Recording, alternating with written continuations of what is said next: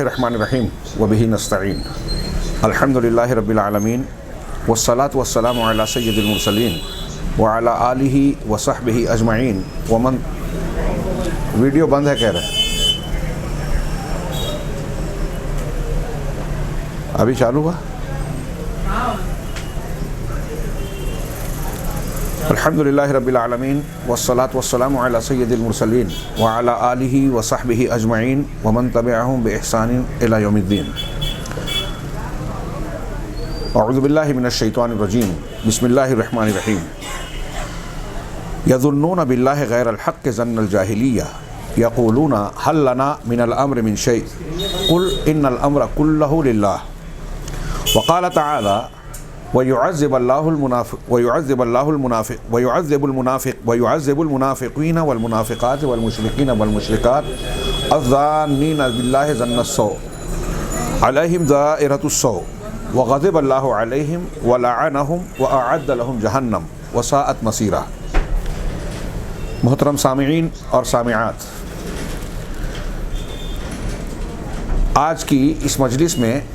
جس موضوع سے متعلق درس دینا ہے، آپ جانتے ہیں کہ عنوان ہے فلسطین کے موجودہ حالات اور اللہ تبارک و تعالیٰ سے بدگمانی. عنوان کے ڈھب سے ہی سن کر یقیناً ہر کوئی محسوس کرتا ہوگا کہ اس عنوان کا مقصود کیا ہے. فلسطین جو گزشتہ 60 سال سے زائد خاک و خون کی ظلم ستم کی ہولی میں جل رہا ہے اور رنگین ہے خون سے مسلمانوں کی، فلسطینیوں کی، مظلوم فلسطینیوں کی. گزشتہ 7 اکتوبر 2023 سے جو حماس کے حملے کے مبینہ حملے کے جواب میں اسرائیل اور نیتن یاہو کے ظلم اور بربریت کی اور درندگی کی داستان لکھی جا رہی ہے، وہ مہذب دنیا کے سامنے ہے. کوئی دن شاید ایسا نہیں جاتا جب کچھ نہ کچھ لوگوں کو مارے جانے کی خبر نہ آتی ہو، جب ایسا نہ معلوم ہوتا ہو کہ فلسطین میں بمباری کی گئی، وہاں کے ملبے سے کوئی لاش برآمد ہو رہی ہے، کوئی مریض جو ہے وہ دم توڑ رہا ہے، کچھ لوگ بھوک پیاس سے تڑپ تڑپ کر جان دینے پر مجبور ہیں، کچھ لوگ بیمار ہیں، اپاہج ہیں، جنہیں طبی امداد کی ضرورت ہے لیکن طبی امداد خاطر خواہ ان کو فراہم نہیں ہے. بعض لوگ اس بنیاد پر اللہ کو پیارے ہو رہے ہیں، شہید ہو رہے ہیں. ابھی موجودہ حالات میں بارش کا قہر بھی ہے، قدرتی طور سے بارش جو ہو رہی ہے، سردی ہو رہی ہے. اس میں بھی خبریں آ رہی ہیں کہ بارش کی وجہ سے وہاں مزید حالات ابتر اور خطرناک ہوتے جا رہے ہیں. مزید اس پر اسرائیل کے ان علاقوں میں جہاں جنگ بندی یا جنگ حملے نہ کرنے کی بات عالمی مسلمہ اصولوں اور حقوق انسانی کے اداروں سے کہی جاتی ہے، وہاں بھی اسرائیل کی بربریت کا مظاہرہ جاری ہے، حملے مسلسل جاری ہے. اس تناظر میں ہم لوگ یہ سنتے ہیں کہ دنیا بھر کے مسلمان مختلف قسم کے تبصرے کرتے ہیں. خبریں کچھ صحیح کچھ غلط بہت ساری بیان کی جاتی ہیں، اور میں یہ عرض کر دوں کہ آج کے اس درس میں اصل و مقصود یہ نہیں ہے کہ فلسطین کے موجودہ حالات سے متعلق ہم تفصیلی گفتگو کریں اور مختلف کرداروں کا جائزہ لیں. اصل مقصود یہ ہے کہ موجودہ حالات جہاں ظلم و ستم کے پہاڑ توڑے جا رہے ہیں اور ایک دردمند انسان ان مظالم کی داستان سن نہیں پاتا، اس کے مناظر جو کچھ آ رہے ہیں جبکہ وہ پورے نہیں آتے، جو کچھ مناظر آ بھی رہے ہیں اسے دیکھ نہیں پاتا، اس کا دل تڑپ اٹھتا ہے، آنکھیں اشکبار ہو جاتی ہیں اور سوچنے پر مجبور ہوتا ہے کہ کیا کوئی انسان انسانوں کے ساتھ ایسی درندگی اور بربریت کا سلوک کر سکتا ہے. جب ایک اس طرح کا خیال آتا ہے تو اسی کے ساتھ ساتھ رد عمل میں بہت سارے عام لوگ اور دوسرے لوگوں کے ساتھ ساتھ مسلمانوں میں بھی کچھ جذبات امٹتے ہیں اور وہ اس طرح کی باتیں اور تبصرے کرتے ہیں، جہاں الزامات دینا شروع کرتے ہیں کہ فلسطین کے ارد گرد جو مسلم حکومتیں ہیں وہ بدعملی کا شکار ہیں، اپنے اپنے مفادات اور اپنی جو ہے عیش و مستی میں جو ہے مشغول ہیں، اور فلسطینیوں کی مظلومیت پر صرف دکھاوے کے کچھ بیان بازیاں کر دی جاتی ہے، کچھ کارروائیاں، کانفرنسیں، میمورنڈم جو کہ کوئی مؤثر نہیں ہوتی۔ اور یہی حال عالمی برادری کا بھی ہے، جبکہ مختلف ملکوں میں احتجاجات کیے گئے اور حقوق انسانی کا منشور، اقوام متحدہ کے وجود کا جو جواز ہے اس سے متعلقہ جو دعوے کیے جاتے ہیں، نعرے دیے جاتے ہیں، اور پوری دنیا میں یہ کہانی بنائی جاتی ہے کہ دنیا میں جمہوریت چلتی ہے، لوگوں کی اکثریتی رائے کا لحاظ کر کے فیصلے کیے جاتے ہیں۔ دنیا کی جمہوریت یہ کہہ رہی ہے کہ یہ بربریت اور ظلم و ستم کا سلسلہ روکا جائے، لیکن اس کا حکومتی اور اصحاب اقتدار اور اسرائیلی حکومت اور اس کے ہمنواؤں اور اس کی پشت پناہی کرنے والی طاقتوں پر کوئی اثر نہیں پڑتا۔ اس ضمن میں لوگ مسلمانوں سے شکوہ کرتے ہیں، خاص طور سے مسلم حکومتوں سے شکوہ کرتے ہیں، اور بعض مرتبہ بڑھتے بڑھتے جو ہے اللہ رب العالمین کے تعلق سے بھی ایسی باتیں کہتے ہیں جسے اگر آپ غور سے دیکھیں تو اسے شرعی زبان میں بھی، قرآن کی زبان میں بھی اللہ کے ساتھ برا گمان، سوء ظن سے تعبیر کیا جائے گا۔ اور یہ سوء ظن اللہ تبارک و تعالیٰ سے کرنا یہ کوئی معمولی گناہ نہیں ہے، یہ گناہ کبیرہ میں بھی کفر کے حد تک پہنچنے والا گناہ ہے۔ اگر کوئی شخص اللہ تبارک و تعالیٰ کے ساتھ بدگمانی کرتا ہے، اس کے فیصلوں پر اعتراض اور شکایت کرتا ہے، اس کے فیصلوں کو غلط بتاتا ہے، اور اس طرح کی باتیں اللہ تعالیٰ کی جو حکمت تامہ، حکمت بالغہ ہے، اس کی تردید کرتا ہے، ایک طریقے سے اللہ کی تقدیر کا، اس کی مشیت کا انکار کرتا ہے، یا اگر وہ مانتا ہے تو اس پر اعتراض کرتا ہے کہ اللہ کا یہ کیسا فیصلہ ہے، ایسی شکلوں میں ایک آدمی کا ایمان ہی محفوظ نہیں رہ سکتا۔ لہٰذا اس تناظر میں ہمیں اپنے ایمان کی تجدید کرنے کی ضرورت ہے،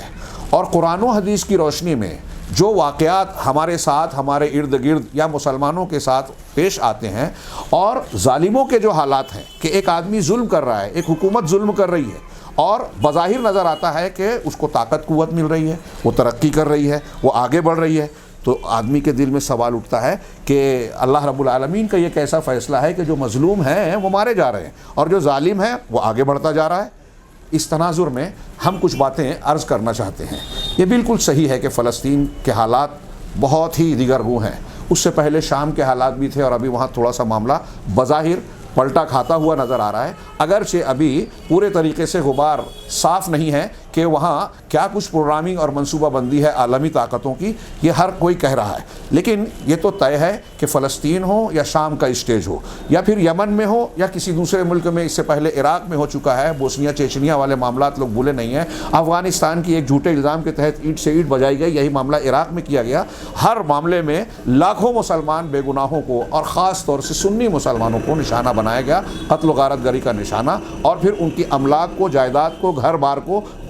تب بری طرح سے تباہ کیا گیا، اور کئی ملکوں میں اور بھی کئی کام کیے گئے، لائبریریوں کو بطور خاص یا تو تباہ کیا گیا، وہاں کی کتابوں کو لے جایا گیا، ان میں علماء کو چن چن کر مارا گیا کہ ان میں عالم ہوں، سائنٹسٹ ہوں، پروفیسرز ہوں، ان کو ختم کر دیا جائے، جیسا کہ عراق کی خبریں تھیں۔ عراق میں ایسا کیا گیا تاکہ مسلمانوں کو علمی طور سے ترقی کے لائق نہ چھوڑا جائے۔ بہرحال یہ ساری چیزیں سامنے رکھنے کے بعد آئیے ہم یہ غور کریں کہ کیا دنیا میں یہ چیزیں یوں ہی ہو رہی ہیں، اللہ کی تقدیر، مشیت یا حکمت کا اس میں کوئی دخل نہیں ہے؟ ایسا کوئی ایمان والا کہہ ہی نہیں سکتا۔ اہل ایمان کے سبق میں، ان کے ایمان میں پہلا سبق جو دیا جاتا ہے، ہم صبح و شام کہتے ہیں، قرآن کی تلاوت کرتے ہیں تو اسی لفظ سے شروعات کرتے ہیں۔ نماز کی ہر رکعت میں سورہ فاتحہ پڑھتے ہوئے کہتے ہیں پہلا لفظ الحمدللہ رب العالمین، تمام تعریف اللہ کے لیے ہے۔ کون اللہ؟ جو تمام جہانوں کا پروردگار ہے، رب ہے، وہ سب کو پال پوس رہا ہے، سارے معاملات کا انتظام کرتا ہے، تدبیر کرتا ہے، اور اس کی تدبیر میں، ربوبیت میں رحمت غالب ہے، اسی لیے فوراً بات کہا الرحمن الرحیم، الحمدللہ رب العالمین الرحمن الرحیم، تو رحمان رحیم ہے، اور پھر رحمان و رحیم ہے، اس لیے اس کا معاملہ نرمی کا، رحمت کا، اس کی رحمت کے غلبے کا ہے۔ اگرچہ کوئی اس سے یہ نہ سمجھے کہ رحمت ہے، شفقت ہے تو کوئی کچھ بھی کر لے ہوئے اللہ تبارک و تعالیٰ اس کو یوں ہی چھوڑے گا، انصاف نہیں کرے گا، اسی لیے فوراً آگے کہا مالک یوم الدین۔ یہ دنیا تو امتحان گاہ ہے، لیکن اس امتحان گاہ کے بعد رزلٹ یوم الدین کو، جزا کے دن ملنا ہے، وہ اس دن کا مالک ہے جب اس کے حکم اور فیصلے کے سوا کسی کا حکم اور فیصلہ نہیں چلے گا۔ مظلومین کو ان کے مظلومیت کا بدلہ اور ظالموں کو ان کے ظلم کی سزا مل کر رہے گی۔ یہ اللہ رب العالمین کا قانون قدرت ہے۔ میں یہاں یہ کہنا چاہتا ہوں کہ ہم جب یہ جملہ کہتے ہیں الحمدللہ، تمام تعریف اللہ کے لیے ہے، سورہ فاتحہ ہی میں نہیں، اپنے اذکار میں، صبح و شام کے اذکار میں بار بار اس کو مختلف صیغوں میں دہراتے ہیں کہ تمام تعریف کا حقیقی حقدار اللہ ہے۔ اب ذرا سا غور کریں ایک ایمان والا، آپ اور ہم سوچیں کہ تعریف ساری کی ساری اللہ کے لیے کیوں ہے؟ تعریف کس کی جاتی ہے؟ جس کے اندر خوبیاں ہوں۔ اگر کسی بھی طرح کی کوئی خامی، کوئی نقص، کوئی عیب ہوگا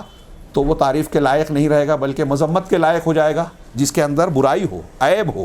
اس کو کہیں گے کہ وہ بہت برا ہے۔ جب ہم برا کہہ رہے ہیں تو اس کی مذمت کر رہے ہیں، اس کو قباحت بیان کر رہے ہیں۔ اور ہم اللہ رب العالمین کے بارے میں کہہ رہے ہیں کہ تمام تعریف اللہ کے لیے، اور ساتھ ہی ساتھ سبحان اللہ کا بھی ذکر کرتے ہیں۔ سبحانک لا علم لنا، سبحان اللہ جب کہتے ہیں تو تمام عیوب سے، نقائص سے پاک ہے۔ سبحان اللہ والحمدللہ، سبحان اللہ وبحمدہ، اس کلمے کی کتنی فضیلت ہے حدیثوں میں۔ زبان پر ہلکے، میزان میں بھاری،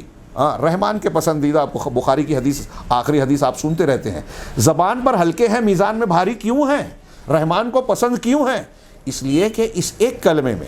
اللہ رب العالمین کی اسماء و صفات اور اس کی تعریف و توصیف کے تمام تقاضے سمٹ گئے ہیں۔ تمام تعریف اللہ کے لیے، مطلب ساری خوبیاں ہیں، اور خوبیاں صرف ہیں نہیں، کامل درجے کی خوبیاں ہیں۔ اگر جیسے علم ایک خوبی ہے تو اللہ کا علم ایسا ہے کہ ایک بال برابر چیز بھی علم کی ضد یعنی جہالت اس کے ساتھ نہیں ہے، پورا علم ہے۔ اگر ایک چیز بھی، کائنات کا ایک ذرہ بھی، ماضی حال مستقبل کا، پانی میں، ہوا میں، جانوروں کے پیٹ میں، درختوں کے جڑوں میں، کوئی ایک بال برابر یا ایک دانہ برابر یا ایک ذرے کے برابر اللہ کے علم سے باہر ہو جائے تو کہیں گے کہ اللہ تعالیٰ اتنا جاہل ہے۔ جبکہ ہم کہہ رہے ہیں کہ تمام تعریف اللہ کے لیے ہے، وہ علیم ہے، احاط کل شیء علما، ہر چیز کو علم سے گھیر رکھا ہے۔ مطلب ایک ذرہ برابر چیز بھی اس کائنات کی اللہ کے علم سے باہر نہیں ہے۔ وہ اپنی اس خوبی میں کامل ہے، اور جس خوبی میں کامل ہے اس خوبی کی جو ضد ہے، خامی یعنی جہالت، نادانی، بھولنا، یہ ساری چیزیں اس کو بیان کی جا سکتی ہے، اس سے اللہ رب العالمین پاک ہے، بالا تر ہے، محفوظ ہے۔ تو اب جب ہم کہتے ہیں تمام تعریف اللہ کے لیے ہے تو ہم یہ بھی کہہ رہے ہیں کہ اللہ تبارک و تعالیٰ حکمت والا ہے، کوئی کام بیکار نہیں کرتا، کوئی کام غلط نہیں کرتا، اور اللہ عدل و انصاف والا ہے، یعنی اللہ تبارک و تعالیٰ کی طرف سے کسی پر ظلم ہو جائے یہ ہو ہی نہیں سکتا۔ وما کان رب، کیا ہے، وما انا بظلام للعبید، میں اب بندوں سے قطعاً ظلام، بہت زیادہ ظلم، یعنی یہاں نفی میں مبالغہ ہے کہ بالکل ظلم کرنے والا نہیں ہے اللہ ظلم نہیں کرتا۔ اب اگر آپ اور ہم یہ کہتے ہیں کہ میرے گھر میں جو حادثات پیش آئے یکے بعد دیگرے، یہ تو اللہ کی طرف سے، یہ تو زیادتی ہو رہی ہے، فلسطین میں اتنا زیادہ معاملہ ہو رہا ہے، اگر ہم یہ کہتے ہیں تو یہ بھی اللہ رب العالمین کی طرف اس بات کی نسبت کر رہے ہیں کہ اللہ تبارک و تعالیٰ، یا تو ہم یہ کہیں کہ اس کے کام میں حکمت نہیں ہے، یا یہ کہیں کہ وہ انصاف نہیں کر رہا ہے، یا یہ کہہ رہے ہیں کہ اللہ کی قدرت نہیں ہے۔ یہ سب بدگمانی ہے۔ اللہ کی قدرت نہیں ہے کہ اللہ تعالیٰ اپنے مومن بندوں اور مظلوموں کی مدد کرنا چاہتا ہے لیکن مدد نہیں کر پا رہا، یہ کہتے ہیں آپ، یہ عقیدہ رکھتے ہیں۔ جو لوگ اللہ سے شکوہ شکایت کر رہے ہیں ان کی باتوں کا یہ مقصد ہوتا ہے۔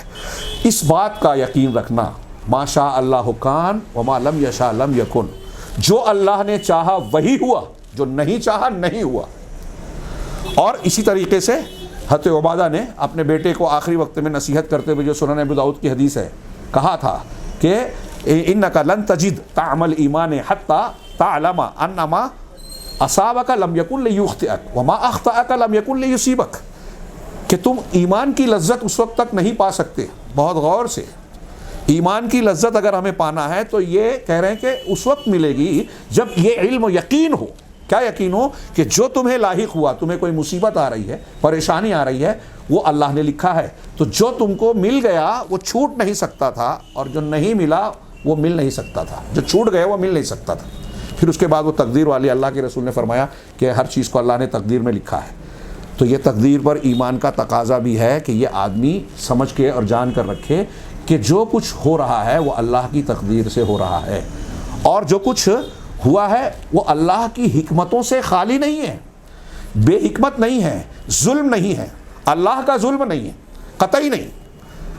اگر کسی بندہ مومن نے اس طرح کی بات کہی ہے یا سوچی ہے تو فوراً توبہ کرنی چاہیے۔ اب یہاں سوال یہ پیدا ہوتا ہے کہ جو لوگ اس قسم کی شکایتیں یا اعتراضات کرتے ہیں اور اللہ رب العالمین کی جناب تک میں ایسی گستاخی والی بات کہتے ہیں، تو دین اور شریعت اس کے سلسلے میں کیا کہتے ہیں؟ اللہ کی بدگمانی والی بات میں آخر میں بیان کروں گا، اس سے پہلے ہم برائیاں یا مصیبتیں اور تکلیفیں جو آتی ہے اس کے تعلق سے ہمارا عقیدہ، شریعت کی تعلیم، ہدایت کیا ہے، اس کو تازہ کرنا چاہیے۔ ہاں، وہ کیا ہے کہ دنیا میں ہم کو یہ عقیدہ رکھنا چاہیے کہ دنیا میں سکھ دکھ،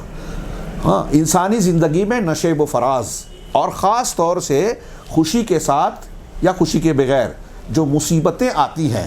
بندوں کی زندگی میں مصیبتوں کا آنا اللہ کی ایک سنت ہے۔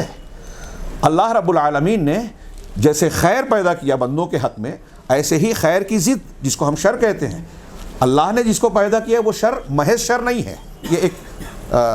طالب علم و طلبہ کو ہم پڑھاتے ہیں، اس میں باریکی میں جاتے ہیں، فی الحال میں سرسری گزر رہا ہوں کہ اللہ تعالیٰ ہم کسی چیز کو شر کہتے ہیں تو وہ ہمارے بعض اعتبار سے شر ہوتی ہے۔ جیسے ایک چور کا ہاتھ کاٹا جا رہا ہے تو اس کو لگتا ہے کہ دیکھنے والوں کو کہ چور کے لیے ہاتھ کا کٹنا شر ہے، لیکن اس شر سے جو چور کے ساتھ ہو رہا ہے پورے سماج کا بھلا ہو رہا ہے، اس کو سزا مل رہی ہے، اور سماج جو ہے مالی چوری چکاری اور ڈکیتی اور مالی ظلم سے محفوظ ہو رہا ہے۔ یہ ایک کئی اعتبار سے رحمت ہی رحمت ہے۔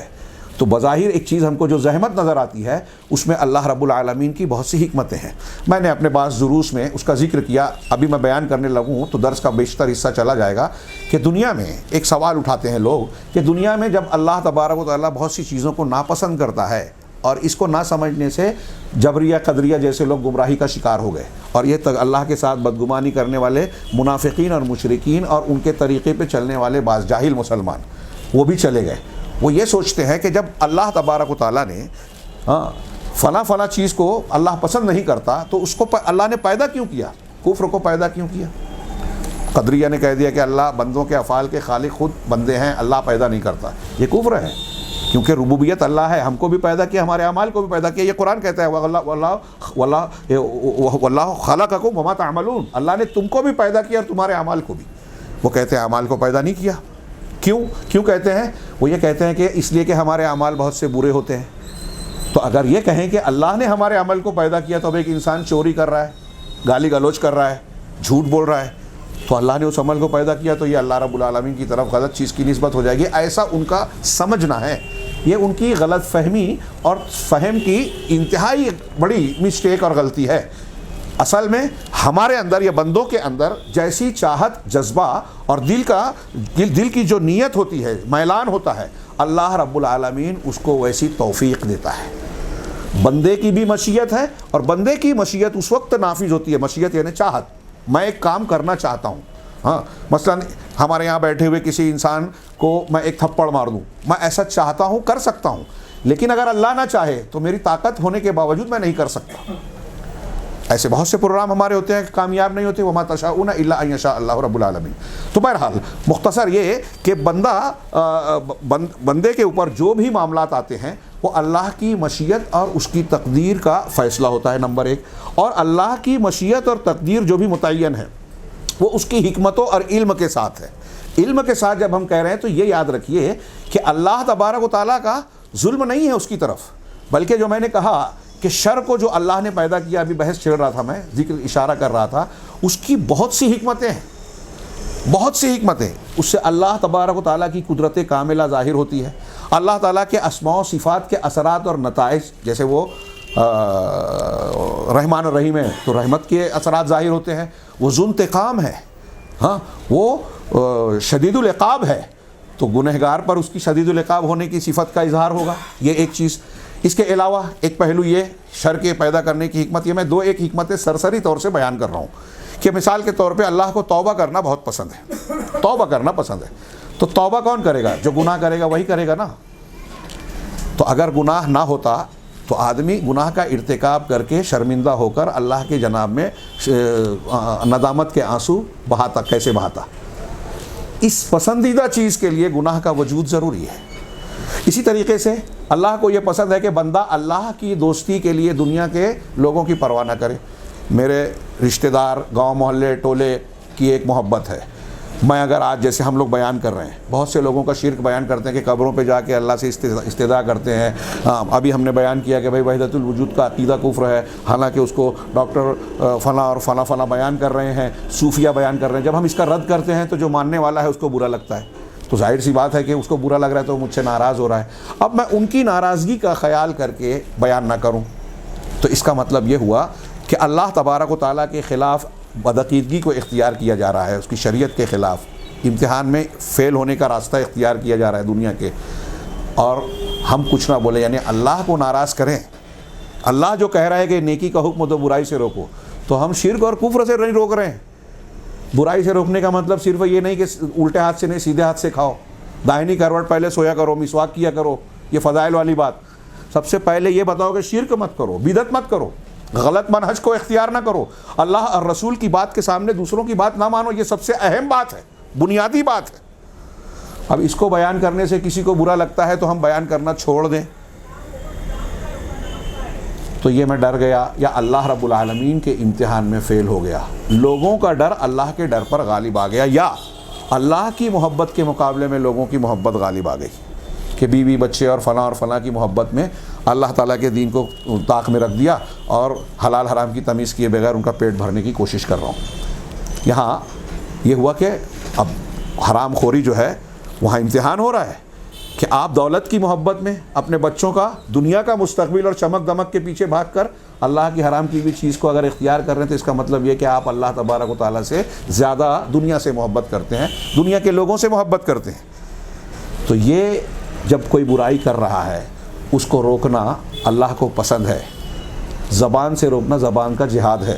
جب لڑ رہے ہیں آپ زبان سے، شرک کا بدعت کا رد کر رہے ہیں، تو یہ اللہ تبارک و تعالیٰ کو پسند ہے. اب ایک آدمی کسی کو برائی سے کب روکے گا؟ جب وہ برائی کرے گا، اور برائی جب ہوگی تبھی تو کرے گا نا. شرک کرنے والا شرک کر رہا ہے، کفر کرنے والا کفر کر رہا ہے. حضرت ابراہیم کی قوم نے شرک کیا، حضرت ابراہیم علیہ السلام ان کے سامنے کھڑے ہوئے تو حضرت ابراہیم کا مقام بلند ہوا اور اس کردار کو انجام دینے کے لیے اسٹیج ملا. اگر دنیا میں شرک اور کفر ہوتا ہی نہیں تو اللہ کا یہ امتحان بھی کسی کے لیے نہیں ہوتا. یہ میں نے 2-4 حکمتیں بیان کی 10-20 میں سے. تو اللہ تبارک و تعالیٰ نے شر کو جس طرح بہت ساری حکمتوں سے پیدا کیا، ٹھیک یہی چیز آپ جوڑ لیجئے کہ ہماری زندگی میں، مسلمانوں کی زندگی میں بطور خاص جو مصائب و آلام آتے ہیں، تکالیف آتی ہیں، دشمنوں کو غلبہ اور تسلط ہوتا ہوا دکھائی دیتا ہے. وقت کا کوئی فرعون وقت کے موسیٰ علیہ السلام کو نیست و نابود کر دینے کی کوشش کرتا ہے. تو یہ بھی اللہ کی تقدیر اور بہت ساری حکمتوں کا حامل اور بردار ہوتا ہے یہ معاملہ. یہ حکمتوں سے خالی نہیں ہے. اجمالی طور سے میں بات کو بہت لمبی ہو جائے گی، سمیٹ کر 2-4 جملوں میں بیان کروں کہ مسلمان پر جو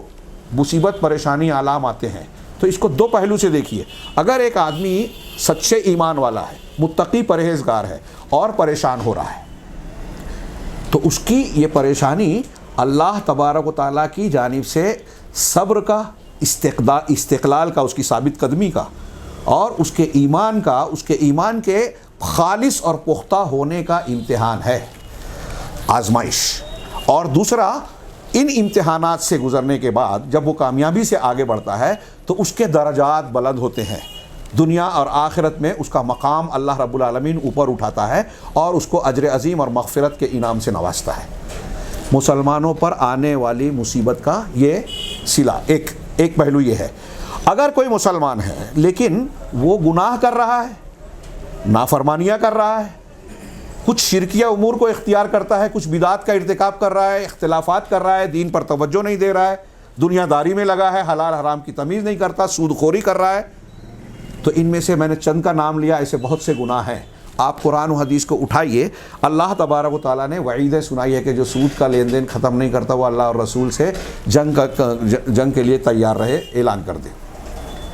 تو اب ایک قوم، اگر ہماری قوم کہیں سودی لین دین بڑے پیمانے پہ کر رہی ہے، دھڑلے سے کر رہی ہے، اور صرف اتنے ہی نہیں ہے بلکہ آج کل تو مولوی صاحب فتویٰ بھی دینے لگتے ہیں کہ سود اس کنڈیشن میں اور ایسے میں حلال ہو جائے گا، اسٹاک ایکسچینج میں ساری اسلامی تعلیمات کی مخالفت بھی ہو تو پیسہ جمع کر سکتے ہیں. جب اس طریقے سے ہم عمل کر رہے ہیں تو یہ قرآن و حدیث کے مطابق قرآن نے صاف کہا کہ اللہ کا عذاب آئے گا.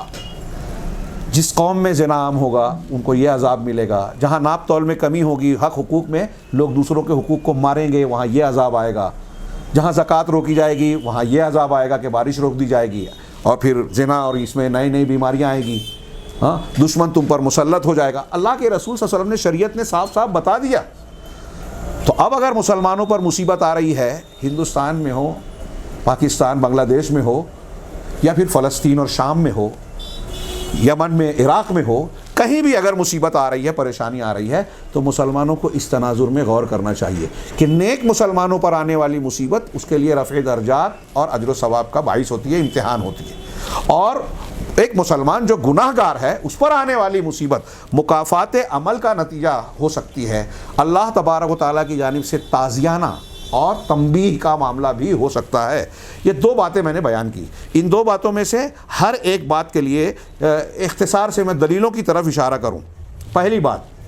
کہ ایمان اور عمل صالح، تقوی اور پرہیزگاری کے ساتھ آنے والی مصیبتیں، یہ اللہ کی طرف سے آزمائش ہوتی ہے، ایمان میں پختگی کی جانچ ہوتی ہے، رفع درجات اور اجر عظیم کا سبب ہوتی ہے۔ اللہ تبارک و تعالیٰ نے قرآن میں ارشاد فرمایا وَلَنَبْلُوَنَّكُمْ بِشَيْءٍ مِّنَ الْخَوْفِ وَالْجُوعِ وَنَقْصٍ مِّنَ الْأَمْوَالِ وَالْأَنفُسِ وَالثَّمَرَاتِ، کہ ہم تمہیں ضرور بضرور آزمائیں گے، ڈبل تاکید کے ساتھ ہے، جس کا ترجمہ میں ضرور بضرور سے کر رہا ہوں، لام بھی ہے اور نون تاکید بھی ہے۔ اللہ نے فرمایا کہ ہم تمہیں ضرور آزمائیں گے، بشیء من الخوف، کچھ خوف کے ذریعے، کچھ خوف کئی طرح کا خوف ہوتا ہے، ہاں ایک آدمی کو دشمن کا خوف ہوتا ہے، ایک آدمی کو کسی اندیکھی طاقت کا خوف ہوتا ہے، اور اس طرح کے اور بھی کئی خوف ہو سکتے ہیں۔ اب یہاں آپ کو، ہم کو یا مسلمانوں کو آج دیکھیے پوری دنیا میں کون سا خوف ستا رہا ہے۔ تو ایک فلسفہ تو یہ ہے، شریعت کا فلسفہ نہیں کہنا چاہیے اس کو، بیان ہے کہ اللہ کی حکمت اور اللہ کی سنت یہ ہے کہ مومن بندوں کو اللہ کہہ رہا ہے وَلَنَبْلُوَنَّكُمْ، تم کو، کم کی ضمیر ہے، مسلمانوں کو خطاب ہے کہ تم کو اللہ ضرور بضرور آزمائے گا، خوف کے ذریعے، دہشت کے ذریعے، بِشَيْءٍ مِّنَ الْخَوْفِ وَالْجُوعِ، اور بھوک کے ذریعے، وَنَقْصٍ مِّنَ الْأَمْوَالِ وَالْأَنفُسِ وَالثَّمَرَاتِ، اور مالوں میں کمی کر کے، جانوں میں کمی کر کے، اور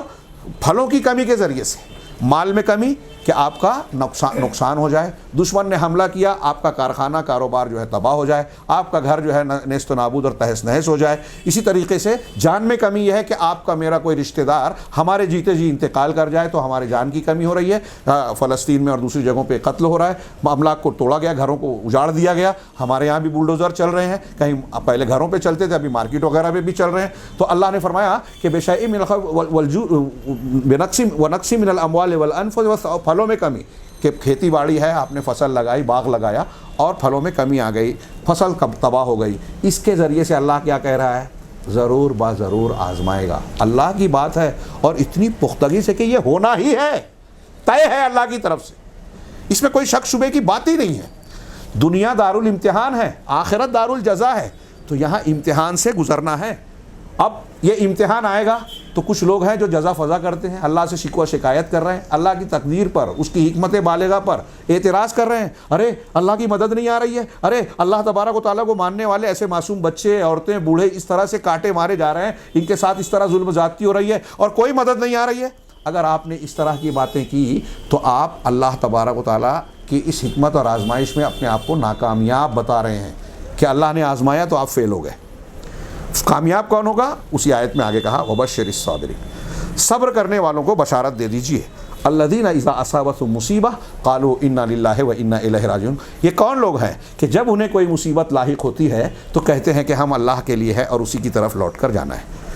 اللہ ہمارا مالک ہے، مالک اپنی ملکیت میں جیسے چاہے تصرف کرے، جیسے چاہے اس کو استعمال کرے، تو اس کا جو فیصلہ ہے ہم کو قبول ہے اور ہم کو وہیں لوٹ کے جانا بھی ہے۔ میں حیرت کرتا ہوں، میں نے بعض کلپ دیکھی کہ ہمارے یہاں کچھ لوگ اس طرح شکوہ شکایت کر رہے ہیں، اور جو لوگ مصیبتیں جھیل رہے ہیں، فلسطینی عوام، مسلمان، ان کے بعض بچوں اور عورتوں کی کلپ میں نے سنی، وہ کہتے ہیں کہ ہم اللہ کا شکر ادا کرتے ہیں، اللہ رب العالمین کا جو فیصلہ ہے ہمیں منظور ہے، اللہ تبارک و تعالیٰ ہم کو جو ہے آزما رہا ہے، وہ ظلم نہیں کرتا۔ یہ فلسطینی بچے، عورتیں اور مظلومین کہہ رہے ہیں، جس میں سے کسی کا ہاتھ کٹا، کسی کا پیر، اکثر لوگ کوئی ایسا نہیں ہے جس کا کوئی نہ کوئی رشتہ دار شہید نہ کیا گیا ہو، وہ اللہ کے اس فیصلے پر اپنی رضامندی کا ہو۔ جہاں تک ہمارے پاس کلپ آئی جن لوگوں کی، میں ان کی بات کر رہا ہوں، وہ اللہ کا شکوہ شکایت، اللہ سے شکوہ شکایت یا بدگمانی نہیں کر رہے ہیں، اور ہم دور سے بیٹھ کے بدگمانیاں کر رہے ہیں. تو آپ جو لوگ شکوہ شکایت کر رہے ہیں وہ آزمائش کو نہیں سمجھ رہے ہیں, یا جب وہ کہتے ہیں کہ تمام تعریف اللہ کے لیے ہیں تو وہ اس کا انکار کر رہے ہیں. نہیں, اللہ تعالیٰ کے لیے تمام تعریف نہیں ہے, کیونکہ اللہ تعالیٰ فلسطینیوں پر ظلم ہوتے دیکھ رہا ہے, کچھ کر نہیں رہا ہے, مدد نہیں آ رہی ہے. جو یہ کہہ رہا ہے وہ اللہ کے لیے الحمد نہیں کہہ رہا ہے, الحمدللہ کا انکار کر رہا ہے, وہ برائی کر رہا ہے اللہ کی, اللہ کے اندر نقص اور عیب اور خامی نکال رہا ہے. وہ نہ الحمدللہ پر پورا اتر رہا ہے نہ سبحان اللہ کو مان رہا ہے. چنانچہ یہ ایک دلیل میں نے دی. اسی طریقے سے آزمائش اور امتحان سے متعلق سورہ عنکبوت کی الف لام میم کے بعد دوسری آیت ہے, احسب الناس ان یترکوا ان یقولوا آمنا وهم لا یفتنون. کیا لوگ ایسا سمجھ رہے ہیں کہ لوگ یہ کہہ دیں کہ ہم ایمان لے آئے, ہم ایمان لے آئے, یہ کہا اور ان کو آزمایا نہیں جائے گا, فتنے میں نہیں ڈالا جائے گا, پریشانیاں اور مصیبتیں نہیں آئے گی, ان کو آزمایا نہیں جائے گا, بس اتنا کہہ دینے سے وہ جنت میں چلے جائیں گے؟ نہیں, اللہ کی یہ سنت نہیں ہے. آگے آیت میں کہا کہ ہم نے اس سے پہلے وَلَقَدْ فَتَنَّا الَّذِينَ مِن قَبْلِهِمْ, پہلے کے لوگوں کو بھی آزمایا, فتنوں میں ڈالا, پریشانیوں میں ڈالا. تو یہ اللہ کی سنت ہے, طریقہ ہے. دنیا میں کوئی بادشاہ ہی کیوں نہ بن جائے, مسلمان یا ہو یا کوئی اور, اس کو مختلف قسم کے پریشانیاں, غم, دکھ, آلام آنے ہی آنے ہیں. یہ پروردگار کی سنت ہے. یہ دو آیتیں میں نے پیش کی. اس میں اس تناظر میں آپ اس حدیث کو یاد کیجئے جس میں جناب محمد رسول اللہ صلی اللہ علیہ وسلم کا ارشاد ہے کہ جو ایمان میں جتنا اونچا ہوتا ہے اللہ کی آزمائش اس کی اتنی کڑی اور اونچی ہوتی ہے. جس کا جتنا درجہ, تو کہا کہ انبیاء کرام کو سب سے زیادہ اللہ تعالیٰ نے آزمائش اور امتحان میں, مصیبتوں میں, پریشانیوں میں ڈالا. یہ آزمائش کے طور پر, عذاب کے نہیں. اور انبیاء میں بھی مجھے سب سے زیادہ پریشان کیا گیا, نبی کریم صلی اللہ علیہ وسلم نے فرمایا. اللہ کے رسول صلی اللہ علیہ وسلم سب سے زیادہ مصیبتوں کو جھیل کر جو ہے زندگی گزارتے ہیں, جو ہمارے آپ کی سیرت طیبہ ہمارے ساتھ سامنے ہے. آپ انبیاء کرام علیہ السلام کی سیرتوں کو پڑھیے تو جس کی جتنی زیادہ, خود نبی کریم صلی اللہ علیہ وسلم کے تعلق سے دیکھیے, چھوٹی چھوٹی باتوں میں آخر وقت میں صحیح بخاری کی حدیث میں حضرت عائشہ صدیقہ رضی اللہ تعالیٰ عنہ آپ کی تیمارداری کر رہی تھی, تو آپ ان سے کہتے ہیں کہ عام انسان کے کو بخار جتنا ہوتا ہے اور جتنی تکلیف ہوتی ہے بخار کی, مجھے اس کے دگنا ہوتی ہے, ڈبل. تو حضرت عائشہ صدیقہ رضی اللہ تعالیٰ نے کہا جس میں تسلی ہے, تسلی دینے کی کوشش ہے. ایک بندہ مومن کا یہ طریقہ ہوتا ہے کہ جب آپ کو تکلیف ڈبل ہوتی ہے اللہ کی طرف سے, تو آپ کا انعام بھی تو ڈبل ہے, دگنا ہے. آپ سوچئے تھوڑی دیر کے لیے, جو لوگ اللہ سے بدگمانی کر رہے ہیں, جس کا جتنا انعام اس کو اونچا اتنا درجہ. آپ دیکھیے اللہ کے نبی صلی اللہ علیہ وسلم طائف میں لہو لہان کر دیا گیا, کیسی تکلیف. آج کے ہم اور آپ جو ہیں ایسے کسی مرحلے سے گزرے تو ہماری کیا کنڈیشن بنے گی. آپ سوچئے شیب ابی طالب میں جیسے آج کا معاملہ آپ دیکھیے, فلسطین کو چاروں طرف سے گھیر کے نشانہ بنایا جا رہا ہے. عالمی طاقتیں جو ہے وہ صرف زبانی جمع خرچ کرتے ہیں. مسلمان ان میں جو بھی ہو, بد عملی ہو, بے عملی ہو, یا وہ کوشش کرتے ہیں, چاہتے ہیں, لیکن اپنے آپ کو بے بس محسوس کر رہے ہیں, حقیقت جو بھی ہو. ہاں, اس میں آپ غور کیجئے کہ جیسے حالات ہیں کہ فلسطینیوں سے دوا کو, غذا کو روک لیا گیا, حملے ہو رہے ہیں, اسباب زندگی ان کو مہیا نہیں ہے.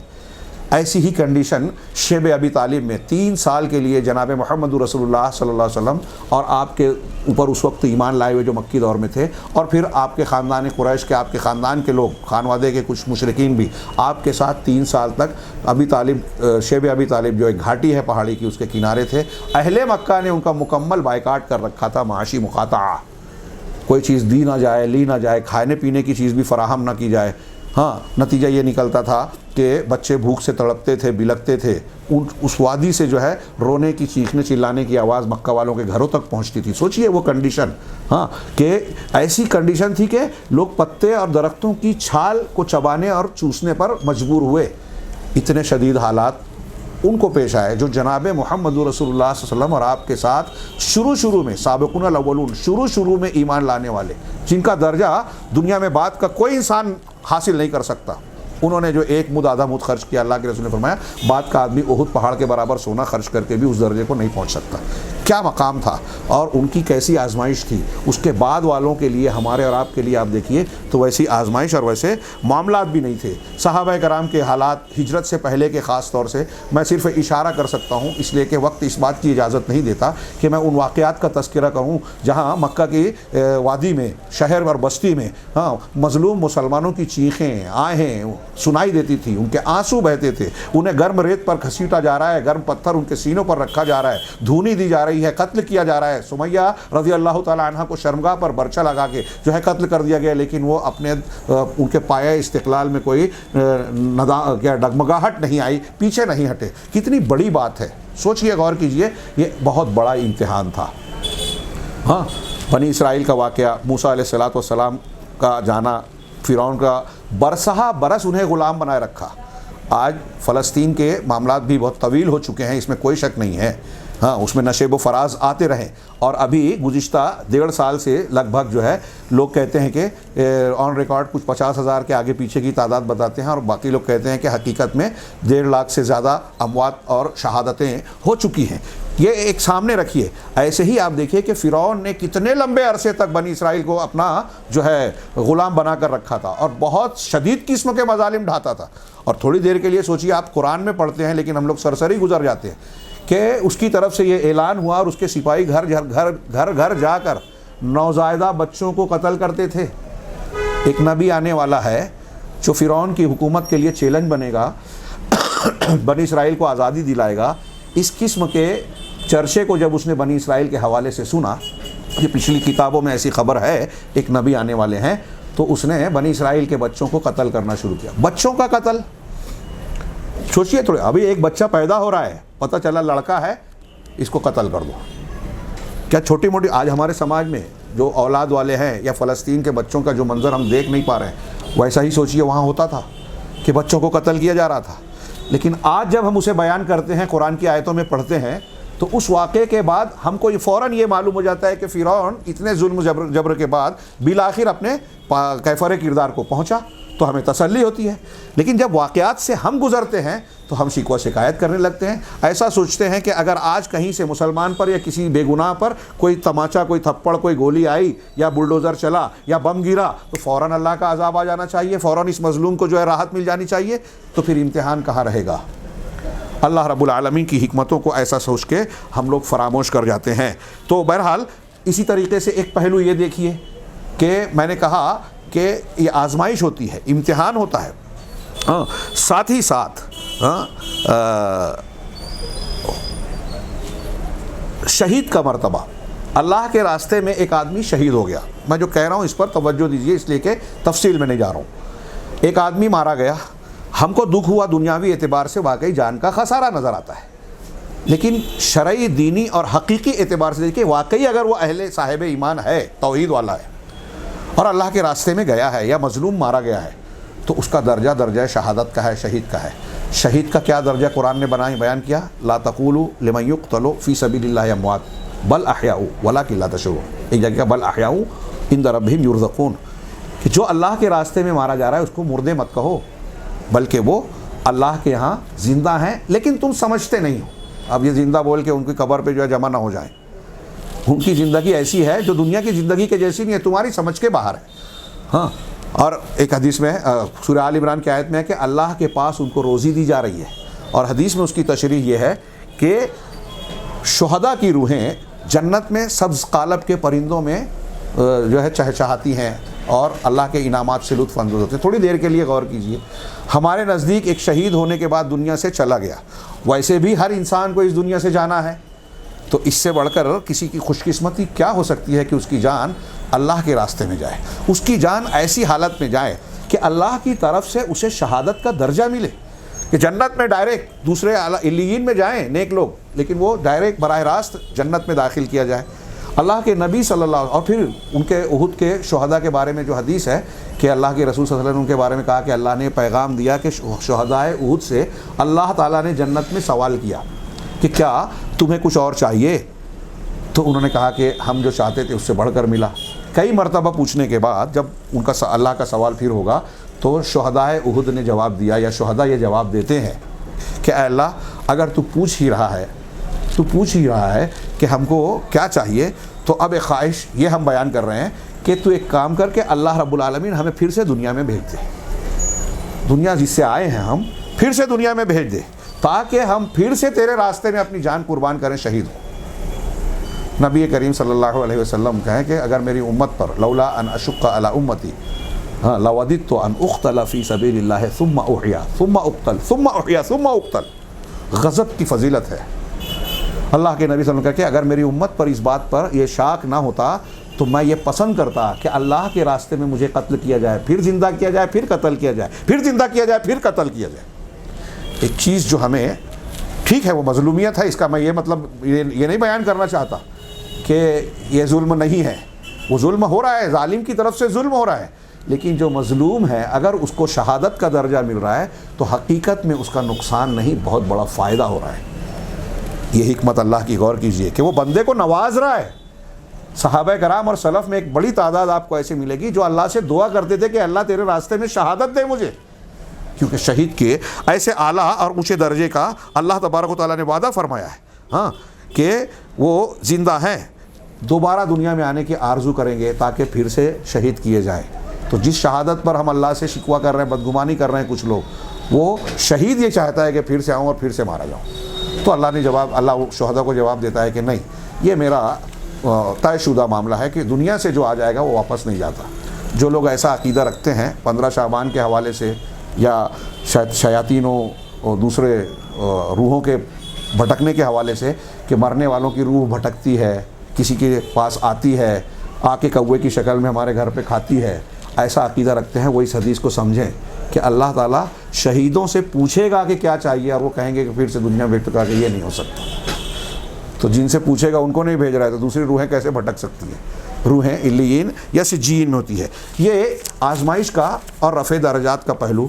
اللہ تعالیٰ نے بتایا. ایک آیت کی طرف اور اشارہ کر دوں, اللہ نے فرمایا اولا یرون, معاف کیجئے دوسرا پہلو ہے یہ کہ دوسرا پہلو جو ہے اللہ تبارک و تعالیٰ نے دنیا میں جو گنہگار مومن بندے ہوتے ہیں ان کے لیے یہ سنت اختیار کی ہے, سنت رکھی ہے کہ ان کو تعزیانے اور تنبیہ کے کچھ معاملات کرتا ہے. چھوٹے موٹے عذاب آتے ہیں, چھوٹی موٹی تکلیفیں مصیبتیں آتی ہیں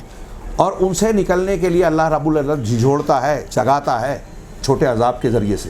اور قرآن و حدیث میں اس کی وجہ بتائی کہ اس کی وجہ تمہارے گناہ ہیں. ظہر الفساد فی البر والبر بما کسبت ایدی الناس. یہ جو لوگ اللہ سے شکایت کر رہے ہیں وہ اس آیت کو اور اس معنی کی دوسری بہت سی آیتوں کو پڑھیں اور اپنا مسلمان سماج کا, وہ چاہے فلسطین میں ہو, چاہے ہندوستان میں ہو یا کہیں اور ہو, جائزہ لیں. علامہ ابن تیمیہ کا ایک جملہ مجھے یاد آتا ہے, بڑا پیارا جملہ ہے. وہ کہا کہ کبھی دشمن کوئی, وہ یہود ہوں, نصارہ ہوں, ہنود ہوں, فلاں ہوں, ڈما ہو, کوئی بھی ہو, مسلمانوں کے دشمن اپنی طاقت و قوت کے بل پر کبھی مسلمانوں پر فتح نہیں پاتے, غلبہ نہیں پاتے. مسلمانوں پر کوئی بھی دشمن اگر فتح پاتا ہے تو مسلمانوں کے اپنے گناہ کی وجہ سے. ہماری کمزوری, ہماری مصیبت ہمارے گناہ ہیں. اور یہ کوئی قرآن حدیث کی ایک دلیل میں نہیں ہے, آپ میں سمجھتا ہوں بے شمار دلیلیں پائیں گے, قرآن و حدیث کی بھی, تاریخ کی بھی. یہاں میں ایک دو چند دلیلوں کی طرف اشارہ کر رہا ہوں. سب سے پہلے شرک کی بنیاد پر اللہ رب العالمین کا فرمان سورہ بنی اسرائیل میں لا تجعل مع اللہ الہا آخر فتقعد مذموما مخذولا, کہ اللہ کے ساتھ کسی اور کو معبود نہ بناؤ, کسی کو بھی, نہ کسی نبی کو, نہ کسی فرشتے کو, نہ کسی ولی کو, نہ کسی پیر اور فلاں بزرگوں کو, کسی کو معبود مت بناؤ. کوئی کسی کے نالائن کو, کسی کے فوٹو کو, کسی کی مزار اور مشہد کو تبرک کا ذریعہ نہ بناؤ. یہ شرک کا حصہ ہے. اس کا طواف نہ کرو, یہ شرک کا حصہ ہے. کسی اور پر اللہ کی طرح بھروسہ مت کرو, عالم الغیب نہ مانو, مردوں کو زندہ کرنے والا نہ مانو, وحدت الوجود کو نہ مانو. یہ میں کچھ مثالیں دے کر اس کی وضاحت کر رہا ہوں. اللہ کہہ رہا ہے جو ہمارے مسلمانوں کے بہت سارے طبقات میں پائی جاتی ہیں یہ شرک کی چیزیں, اللہ کہہ رہا ہے کہ اللہ کے ساتھ کسی کو معبود نہ بناؤ, کسی اور کو, دوسرے کو معبود نہ بناؤ, ورنہ کیا ہوگا اگر بناؤ گے؟ فتقعد مذموما مخذولا. یہ ایک تعبیر اگر آدمی سمجھ لے تو شکایت بند کر دے. ورنہ اللہ کہہ رہا ہے کہ تم مذموم, ترجمہ کرتے ہیں بدحال, جس کی مذمت کی جائے, اور مخذول ہو جاؤ گے. مخذول بے سہارا, بے کس ہو جاؤ گے. یعنی اللہ کی مدد تمہیں نہیں ملے گی اگر تمہارے اندر شرک ہوگا. اب آج کے مولوی صاحبان جماعتیں دین کا کام کر رہی ہیں، بڑی بڑی جماعتیں ہیں، دعوے ہیں، دکھاوا ہے، موٹی موٹی کتابیں لکھتے ہیں، ٹی وی چینل چلا رہے ہیں، کانفرنسیں کرتے ہیں، سیمینار کرتے ہیں، مدارس چلا رہے ہیں، اور یہ پہلا سبق جو تمام انبیاء دیتے تھے وہ نہیں دیتے، اس پہ بولنے سے کتراتے ہیں، بولنے والوں کو گالی دیتے ہیں۔ وہ کیا کہ شرک مت کرو۔ وہ کہتے ہیں کہ ہاں شرک کو تو ہم بھی برا کہتے ہیں، لیکن شرک کو پڑھتے اور سمجھتے ہی نہیں ہیں۔ ایک آدمی قبر پہ سجدہ کر رہا ہے، نہ غیر اللہ کے نام کی نظر و نیاز کر رہا ہے، یا شیخ عبد القادر جیلانی، یا رسول اللہ، یہ سوچ کر پکارتا ہے کہ وہ ہماری پکار کو سن رہے ہیں، حاضر ہیں، اور ایسے اور بہت سے عقیدے۔ اب آپ کہیں گے کہ یہ شرک ہے، تو کہیں گے کہ یہ شرک تھوڑی ہے، ہم ان کو اللہ تھوڑی مان رہے ہیں۔ وہ کفار مکہ بھی تو یہی کرتے تھے، اپنے معبودوں کو اللہ نہیں مانتے تھے، واسطہ مانتے تھے۔ تو شرک مسلمانوں میں ہے۔ یہ میں نے جو دو دعویٰ کیا تھا، مصیبتیں جو مسلمانوں پہ آتی ہیں، نیک متقی پرہیزگار کے لیے آزمائش، رفع درجات، اجر کا باعث، برے مسلمانوں کے لیے عذاب، تنبیہ، چھوٹے چھوٹے عذاب، اللہ کی طرف سے تعزیانے۔ اس کی دلیل دے رہا ہوں۔ ایک آیت پیش کی، دوسری آیت، یہ اللہ کا حق کی بات آ گئی اس آیت میں۔ دوسرے رسول کے حق کا میں ذکر کروں، سورہ نور کی آیت آپ بار بار سنتے ہیں، میں بھی ذکر کرتا ہوں اور دوسرے علماء بھی ذکر کرتے ہیں۔ اللہ نے فرمایا فَلْيَحْذَرِ الَّذِينَ يُخَالِفُونَ عَنْ أَمْرِهِ أَن تُصِيبَهُمْ فِتْنَةٌ أَوْ يُصِيبَهُمْ عَذَابٌ أَلِيمٌ، کہ جو لوگ اللہ کے رسول کے حکم کی، سنت کی مخالفت کرتے ہیں، انہیں اس بات سے ڈرنا چاہیے کہ انہیں فتنہ آ جائے یا دردناک عذاب۔ فتنے کی ایک تفسیر علماء سلف و خلف نے کی ہے دنیا کا عذاب، یعنی اگر رسول کے حکم کی مخالفت کرو گے تو دنیا کا عذاب آئے گا۔ میں اس تناظر میں غزوہ احد کا ذکر کرنا چاہتا ہوں، ہاں جو فلسطین کا تھا، وہ شاید آگے رہ جائے، یہیں ذکر کر دوں۔ غزوہ احد میں کچھ صحابہ نے ایک غلطی کی تھی، ایک غلطی، جن کو گھاٹی پہ اللہ نے مقرر کیا تھا 50 میں سے 40 لوگ ہٹ گئے، یہ دیکھ کر کے ہمیں فتح مل رہی ہے، دشمن بھاگ گیا ہے، ہم چلو مال غنیمت سمیٹیں گے، جبکہ امیر دستہ نے ان کو روکنے کی کوشش کی۔ اللہ کے رسول کی تلقین تھی کہ کسی بھی قیمت پہ یہاں سے ہٹنا نہیں، ہمیں فتح ہو یا شکست۔ لیکن ان میں سے 40 لوگ چلے گئے۔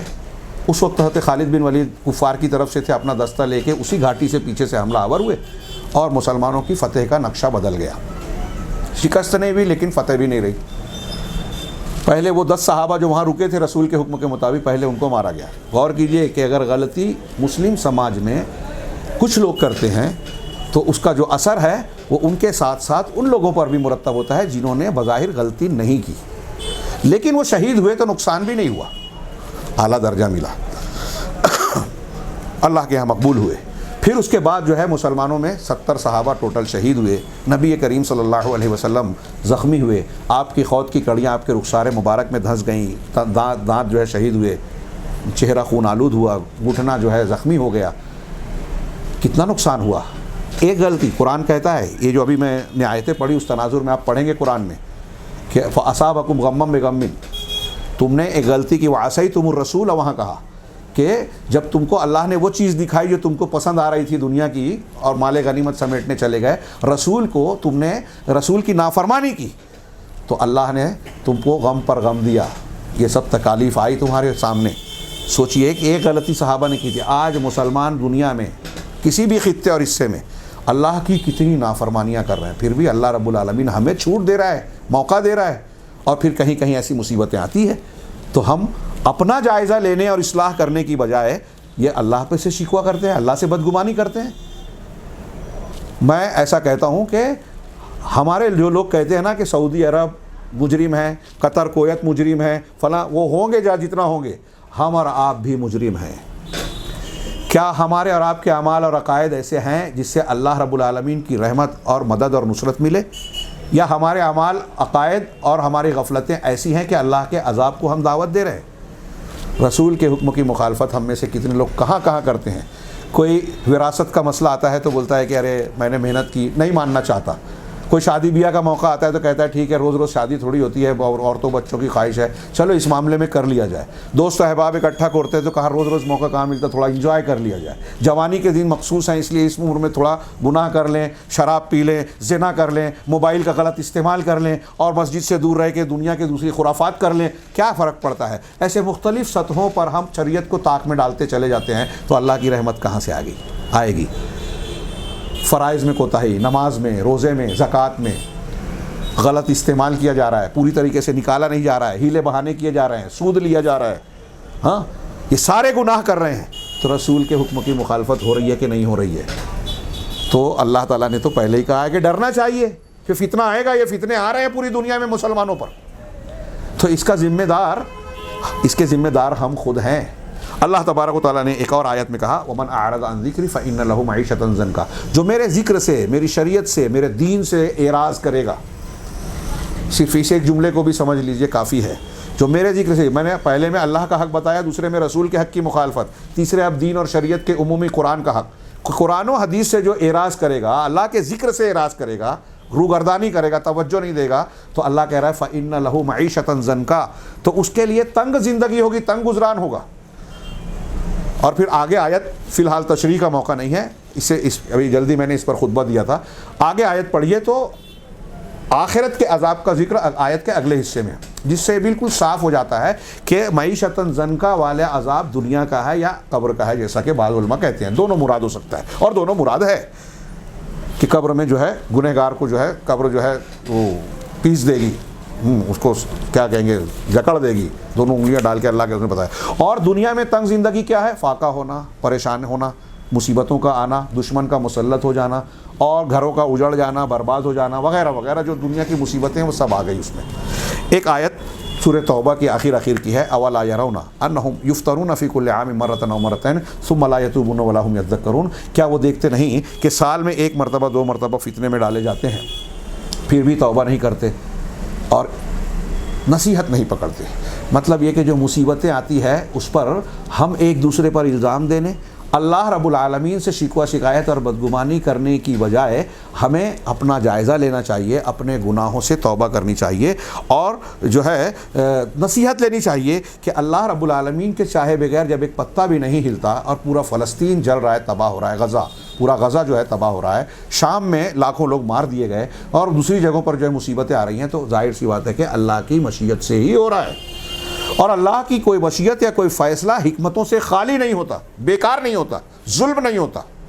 تو ہمیں جائزہ لینا چاہیے کہ ہمارے گناہ کتنے بڑے ہیں۔ ہاں، یہ تو جو میں نے بیان کیا کہ ایمان والوں پر جو مصیبتیں آتی ہیں اس کا تعلق۔ اب دوسرا پہلو لیجئے کہ جو بے ایمان ہیں، جو بلڈوزر مسلمانوں کے گھروں پر چلا رہے ہیں، مسجدوں کو توڑ رہے ہیں، قانون بنا رہے ہیں، بم گرا رہے ہیں، مکانوں کو تباہ و برباد کر رہے ہیں، کوئی انسانیت کی کسی قانون اور قاعدے کا لحاظ نہیں کر رہے ہیں مسلمانوں کے حق میں، تو اب انسان سوچتا ہے کہ کوئی فرد یا گروہ حق اور اہل حق کے خلاف اناد، دشمنی، ظلم اور زیادتی کا رویہ اختیار کرتا ہے، اس کے باوجود وہ طاقت والا ہے، قوت والا ہے، ترقی کر رہا ہے، اس کو سپر پاور امریکہ، یورپ، اس کے پاس یہ طاقت ہے، اس کے پاس وہ طاقت ہے، اور پھر میڈیا وڈیا کے ذریعے سے سارے ظلم کرنے کے بعد خود کو سب سے زیادہ سفید پوش اور امن اور انسانیت والا بھی بتاتے ہیں۔ تو پھر سوال یہ ہے، یہاں ہوتا ہے ایک مسلمان کے دل میں یہ خیال آتا ہے، اور میں کہوں کہ وہ جو جہالت والا ہوتا ہے وہ سوال کرتا ہے کہ یہ ظلم کرتے ہوئے اتنی ترقی کیسے کر رہے ہیں؟ تو اس میں کسی غیر مسلم کو جب چھوٹ ملتی ہے، مسلمان کے مصیبت اور غیر مسلم کی ترقی، اس کے بھی کئی پہلو ہیں، اس میں اللہ رب العالمین کی بہت سی حکمتیں ہیں۔ میں سرسری طور سے کہوں کہ اس کی ایک حکمت یہ ہوتی ہے کہ وہ اپنے گناہ میں اللہ تبارک و تعالیٰ کی ڈھیل اور استدراج کے ذریعے سے مزید پکے اور پختہ ہو جائیں، اور یہ طے ہو جائے اللہ کے ہاں کہ یہ سزا کے، سخت سزا کے، جہنم کے مستحق ہیں۔ یہ ان کے تعلق سے اللہ تبارک و تعالیٰ کا ارادہ ہوتا ہے۔ قرآن و حدیث میں یہ جو میں بیان کر رہا ہوں، بہت سی آیات اور بہت سی نصوص میں یہ بات مل جائے گی کہ معاندین کو مہلت دے کر جرم میں پختہ کیا جاتا ہے، اور انہیں عذاب کے لائق بننے کے لیے مزید ڈھیل دی جاتی ہے۔ یہ الگ بات ہے، اس میں ایک استثناء کرنا چاہیے کہ اللہ تعالیٰ بعض لوگوں کو توبہ کی توفیق بھی دیتا ہے، پھر وہ اسلام کے سپاہی بن جاتے ہیں، لیکن عام طور سے جو مجرمین ہیں ان کو اللہ تعالیٰ دیتا ہے۔ اس کو شریعت کی زبان میں، حدیث میں استدراج کہا گیا ہے۔ مسند احمد وغیرہ کی ایک روایت ہے جو مقبول ہے کہ اللہ کے رسول نے فرمایا کہ جب تم دیکھو کہ اللہ کسی بندے کو گناہوں کے باوجود، اللہ کے ساتھ کی معصیت کر رہا ہے، نافرمانی کر رہا ہے، گناہوں کے باوجود اگر اس کو دنیا میں وہ چیزیں مل رہی ہیں دنیا کی جو وہ پسند کرتا ہے، اس کی پسندیدہ چیزیں مل رہی ہے اس کو، ہاں، دنیا کا ایک نمبر امیر بن گیا، یہ بن گیا، وہ بن گیا، اور مسلمانوں کے خلاف زہر اگل رہا ہے، تو گناہ کے ظلم کے باوجود اگر اسے مل رہا ہے تو یہ سمجھ لو کہ وہ استدراج ہے، یہ سورہ انعام وغیرہ میں ایک آیت ہے کہ جب اللہ تبارک و تعالیٰ کچھ لوگوں کو خوب فراوانی کر دیتا ہے اور جب وہ مست ہو جاتے ہیں، خوش ہو جاتے ہیں، مگن ہو جاتے ہیں، تو اچانک اللہ تبارک و تعالیٰ کا عذاب آتا ہے اور پھر ان کو مہلت نہیں ملتی۔ یہ بات میں نے جو بیان کی، اس کو واقعات کے تناظر میں دیکھیے۔ ہاں، تھوڑی دیر کے لیے سوچئے کہ ابو لہب، اللہ کے رسول صلی اللہ علیہ وسلم نے جب دعوت پیش کی، صفا کی پہاڑی پر کھڑا ہو کے، جو آپ واقعہ جانتے ہیں، تو آپ نے توحید کی دعوت دی، ان کو لا الہ الا اللہ کی تعلیم دی، تو پورے مکہ میں ابو لہب ہی تھا سگا چچا جس نے کہا تبا لکا الہذا جمعتنا، کہ آپ کی ہلاکت ہو، تباً ہلاکت ہو، کیا اس کے لیے آپ نے ہمیں جمع کیا؟ اس کے جواب میں وہ اور اس کی بیوی اللہ کے رسول کو اذیتیں دیتے، اس کے جواب میں سورہ لہب نازل ہوئی، تبت یدا ابی لہب و تب، کہ ابو لہب کے دونوں ہاتھ اور وہ خود بھی ہلاک ہو گیا۔ اب ہلاکت کا یہ اعلان قرآن میں آ گیا، مرنے تک اسے توبہ کی توفیق نہیں ملی، یہ قرآن کی سچائی کا اعجاز ہوا۔ ایک دوم یہ کہ جس دن قرآن کی آیت نازل ہوئی ہے، جس دن اللہ کے رسول کو ستایا، پیچھے پیچھے چل کے لوگوں کو بولتا تھا جب آپ دعوت دینے جاتے تھے کہ دیکھو اس کی بات ماننا نہیں، یہ ایسا ہے، یہ ایسا ہے، کتنا ستایا۔ اب آج کے لوگ اگر ہوں کہ کہیں کہ ارے 13 سال تک مکہ میں اللہ کے رسول رہے، مدینہ چلے گئے، وہاں بھی ابو لہب ستا رہا ہے اور اللہ تعالیٰ اس کو پکڑ نہیں رہا ہے۔ لیکن اللہ نے جو فرمایا تھا اس کے لیے وقت مقرر اللہ کی حکمت نے طے کیا تھا، اسی وقت پر اس پر عذاب آیا۔ عدسہ کی بیماری ہوئی، بڑے بڑے پھوڑے جیسا بدن پر وہ نکلتا ہے، اور اس کی موت ہو گئی۔ لاش اتنی خراب تھی کہ بیٹے بھی قریب نہیں جا رہے تھے اور اس کے ٹھکانے لگانا نہیں چاہتے تھے۔ کسی مزدور کو جب بدنامی کا خوف ہو تو مزدوروں کو کہا کہ اس کو کہیں کھڈے میں ڈال کے آ جاؤ۔ تو میں یہ کہنا چاہ رہا ہوں کہ ابو لہب نے جو جرائم کیے کتنے سنگین شدید تھے، رسول کو ستایا، پریشان کیا، وہ بھی اس کی بیوی بھی۔ قرآن نازل ہو گیا، لیکن قرآن کے بھی نازل ہونے کے بعد سالوں تک وہ مکہ والوں کا سردار تھا، اس کا حکم چلتا تھا، طاقتور تھا۔ تو اب کوئی اس پیریڈ میں یہ کہے کہ اللہ رب العالمین ظلم کر رہا ہے؟ نہیں، اللہ رب العالمین ایک خاص موقع تک اپنی حکمت اور مشیت کے تحت ڈھیل دیتا ہے مجرمین کو، شدید مجرمین کو۔ ایسا ہی معاملہ آپ فرعون کے بارے میں کہہ سکتے ہیں کہ سالہ سال بنی اسرائیل کو اوپر ظلم و ستم توڑا، اور تفسیر میں بیان کیا گیا کہ آخر میں جب حضرت موسیٰ اور حضرت ہارون علیہ السلام نے بد دعا کی کہ اس کو تباہ کر دے، برباد کر دے، تو قرآن میں کہا، سورہ یونس کی آیت ہے، اجیبت دعوتکما، تم دونوں کی دعا قبول کر لی گئی۔ لیکن اس دعا کے قبول ہونے کے بعد بھی مجھے یاد پڑتا ہے، بعض مفسرین نے ذکر کیا کہ 20 سال بعد فرعون ڈوبا، غرقاب ہوا، پوری طاقت، قوت اور اپنے ہتھیار اور اسباب کے ساتھ میں ڈوب گیا۔ آج ہم جیسا کہ میں نے کہا کہتے ہیں کہ اس کا برا انجام ہوا، لیکن جب فرعون ظلم کر رہا تھا اس 20 سال اور 25 سال اور 40 سال کے پیریڈ میں آپ دیکھیے، تو کوئی یہ کہہ سکتا تھا کہ ارے فرعون اتنا ظلم کر رہا ہے، جھوٹے دعوے کر رہا ہے، اپنے آپ کو رب الہ کہہ رہا ہے، پھر بھی جو ہے اللہ تعالیٰ اس کو چھوٹ دے رہا ہے؟ یہ اللہ رب العالمین کی حکمت تھی، اس کا بھی امتحان تھا، جو لوگ اس کو ماننے والے تھے ان کا بھی امتحان تھا، جو اس کے ظلم کا شکار تھے ان کا بھی امتحان تھا۔ تو آپ اس طریقے سے دیکھیے کہ جو برے لوگ ہیں ان کے سنگین انجام بہرحال ہوتے ہی ہیں۔ لہٰذا اگر کوئی مسلمان یہ عقیدہ رکھے کہ برے لوگوں کا اچھا انجام ہوگا تو وہ اللہ کی قدرت کا، اس کی خوبیوں کا انکار کر رہا ہے، اللہ پر الزام لگا رہا ہے کہ اللہ تعریف کے لائق نہیں ہے بلکہ غلط کام بھی کرتا ہے۔ ایسا ہو ہی نہیں سکتا کہ برے آدمی کا اچھا انجام ہو۔ یہی حال ابو جہل کا ہے، شروع سے ستا رہا تھا، مخالفتیں کر رہا تھا، اور سالہ سال جو ہے زندگی سرداری کے مزے لیتا رہا، بالآخر بدر میں عبرتناک انجام سے دوچار ہوا جو ہم اور آپ جانتے ہیں۔ ظلم اور گناہ کے باوجود ملنے والی ڈھیل اور ظاہری ترقی دراصل اللہ کا مکر اور اس کا استدراج ہے۔ وَمَكَرُوا وَمَكَرَ اللَّهُ، اللہ کا مکر یہی ہے کہ گناہ کے بعد اللہ چھوٹ دیتا ہے، موقع دیتا ہے، تو اس آدمی سمجھتا ہے کہ میں اللہ کا پسندیدہ ہوں، آخر میں اللہ تبارک و تعالیٰ جو ہے اس کو پکڑتا ہے۔ یہ میں نے 2 چیزیں بیان کی اللہ کی حکمت و مصلحت کے تناظر میں۔ نتیجے کے طور پر جو ہم بات نکالتے ہیں، وقت زیادہ ہو رہا ہے، وہ یہ کہ مومن بندہ ان سارے امور میں اللہ کے فیصلوں سے راضی ہوتا ہے، ایک ایمان والے کا یہ تقاضا ہوتا ہے۔ غزوہ احد میں نے کہا کہ اشارہ کروں گا، آپ سوچئے کہ غزوہ احد میں جب جنگ ہوئی 3-4 کردار ملتے ہیں، مسلمانوں پر مصیبت آئی، اس میں ایک مسلمانوں کا کردار تھا، ایک کفار و مشرکین کا کردار تھا جو کھلا مخالفین کا، ایک منافقین کا کردار تھا۔ ایسے ہی آپ فلسطین میں دیکھیے، شام میں دیکھیے، ہندوستان میں دیکھیے، تو آپ کو کفار و مشرکین اور پھر مظلوم مسلمان کا کردار نظر آئے گا، اور بیچ میں ایک طبقہ ایسا بھی نظر آئے گا جو مسلمانوں کے جیسا تو ہے لیکن وہ منافق ہے، مسلمانوں کے خلاف غیروں کے ایجنڈے کو پورا کرتا ہے. جو سچے مسلمان ہیں ان کو لوگوں کے سامنے برا بناتا ہے, اور جو غیروں کے دشمنوں کے مقاصد ہیں اس کو مسلمانوں میں پھیلاتا ہے, ان کا حوصلہ توڑتا ہے, ان کے ایمان کو بگاڑتا ہے, ان کو ایسی باتیں بیان کرتا ہے جس سے حوصلے ٹوٹتے ہیں, ایمان کے خلاف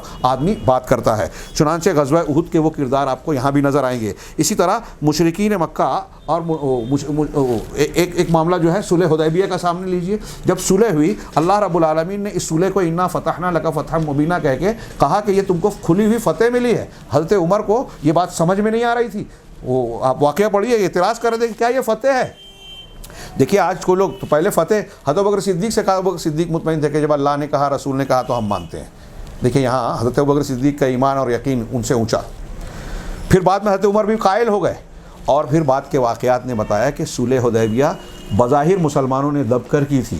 اس میں جو شکیں ہیں آپ سیرت میں پڑھیے, سنا ہوگا آپ نے کہ اگر آپ کا قیدی ہمارے پاس آئے تو ہم نہیں لوٹائیں گے, لیکن ہمارا آدمی آپ کے پاس جائے, آپ کا آدمی ہمارے پاس آئے تو ہم نہیں لوٹائیں گے, ہمارا آدمی آپ کے پاس آئے تو آپ کو لوٹانا پڑے گا.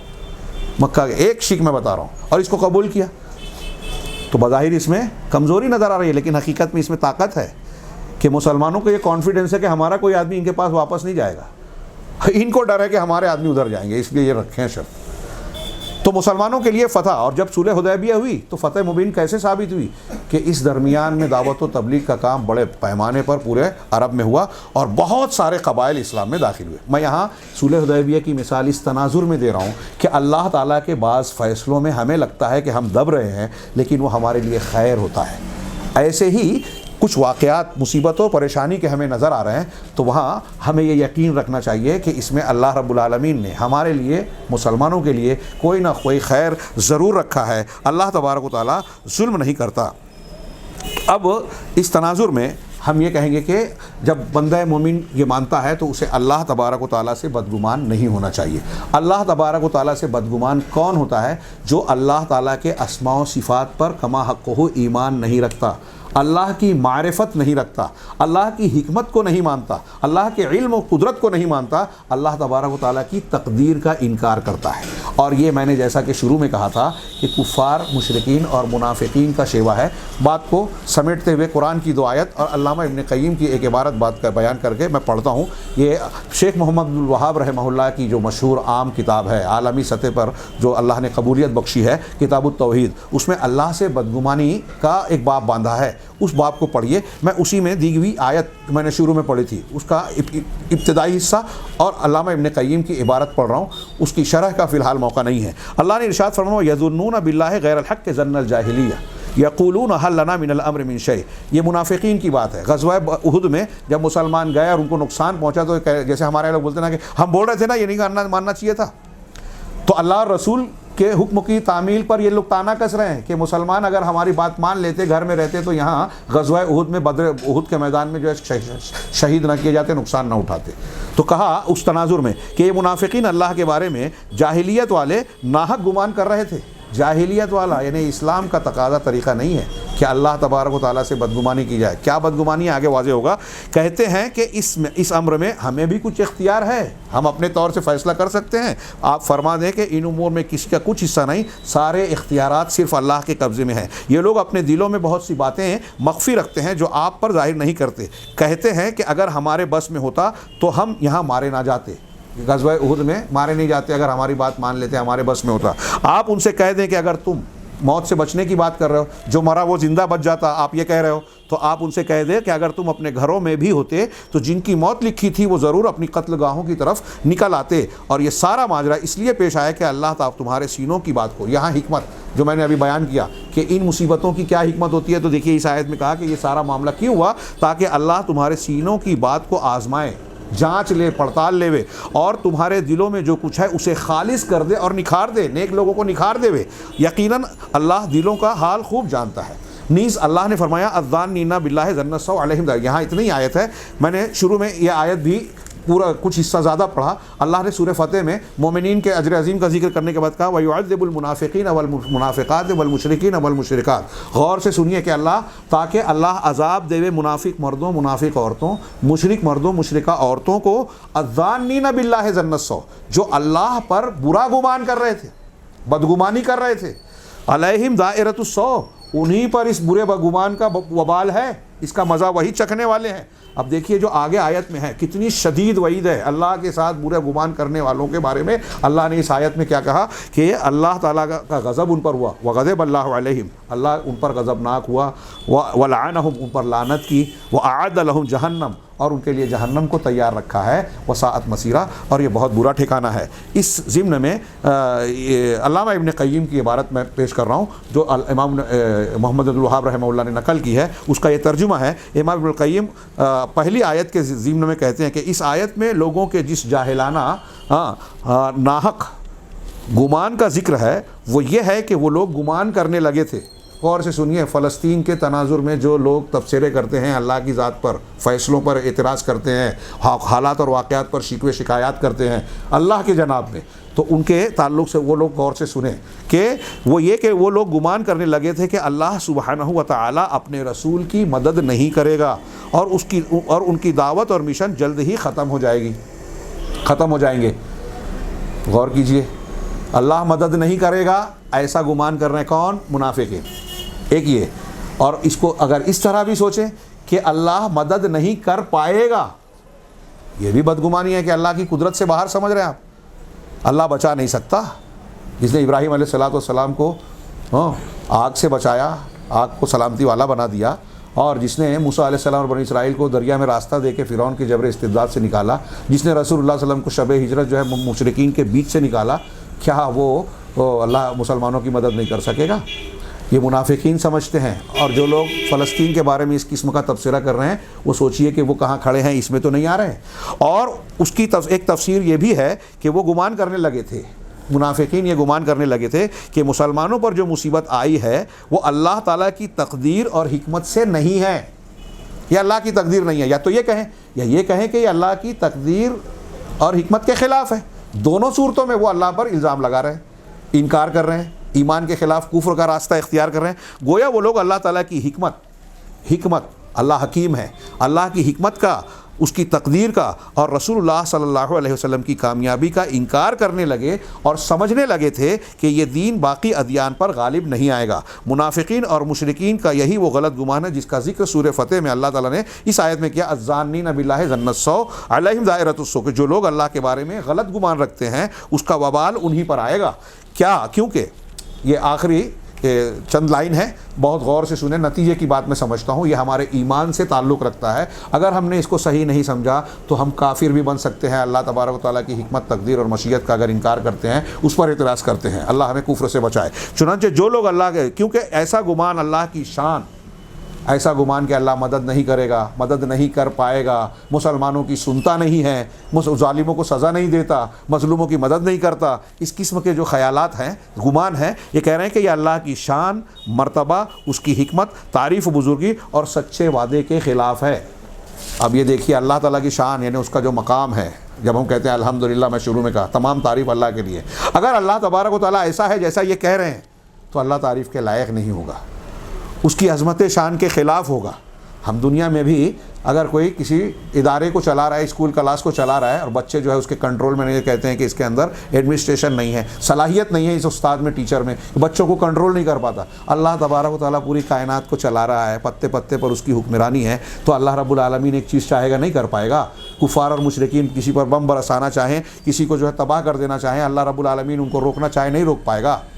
بالکل کر سکتا ہے، لیکن اگر نہیں روک رہا ہے، ان کو چھوٹ مل رہی ہے، تو اس میں ان کے لیے بھی اور ہمارے لیے بھی کچھ نہ کچھ حکمتوں کے پہلو ہیں۔ اور اللہ کا علم ازلی جو تھا، ابدی اور ازلی، وہ پہلے سے معلوم تھا، اس لیے اس نے تقدیر میں بھی لکھا ہے، اور ان میں سے کوئی بھی چیز اللہ کی قدرت، اللہ کی حکمت سے باہر نہیں ہے۔ یا کہہ رہے ہیں کہ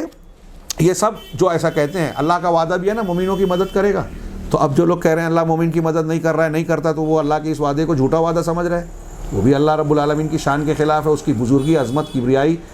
کے خلاف ہے، کہ وہ غلط کام ہو رہا ہے اور ہونے دے رہا ہے، یا روکنا چاہتا ہے روک نہیں پا رہا ہے۔ دونوں اللہ کی شان، عظمت اور اس کی قدرت کاملہ، حکمت بالغہ کے خلاف ہے۔ بس جو شخص سمجھے کہ اللہ تعالیٰ باطل کو حق پر ہمیشہ غالب رکھے گا، جو ایسا سمجھتا ہے کہ نتن یاہو ہو، یہ فلاں پریوار ہو، فلاں ظالم طبقہ ہو، حق وہ ہمیشہ ظلم کرنے کے باوجود باطل پرست ہمیشہ غالب رہے گا، جو ایسا سمجھتا ہے اور اس کے نتیجے میں حق مٹ جائے گا ایسا سمجھتا ہے، یا جو شخص سمجھے کہ فلاں فیصلہ اللہ کی قضاء اور قدر سے نہیں ہوا، یا جو انسان یہ سمجھے کہ اللہ تعالیٰ کی تقدیر حکمت تامہ پر مبنی اور قابل تعریف نہیں ہے، اللہ کی تقدیر حکمت تامہ نہیں رکھتی اور قابل تعریف نہیں ہے، جو اس قسم کے خیالات رکھتا ہے ہاں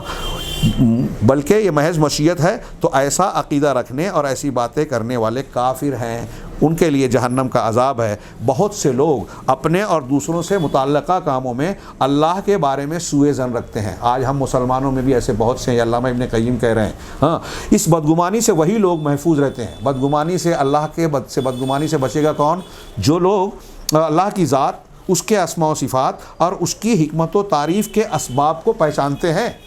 اللہ کے ناموں کو جانے کہ وہ انصاف کرنے والا ہے، تو وہ یقین رکھے گا کہ اللہ ظلم نہیں کر سکتا، وہ حکیم ہے تو مطلب کوئی کام بیکار یا غلط نہیں کر سکتا، وہ قدیر ہے تو اس کی قدرت سے کوئی باہر نہیں ہو سکتا۔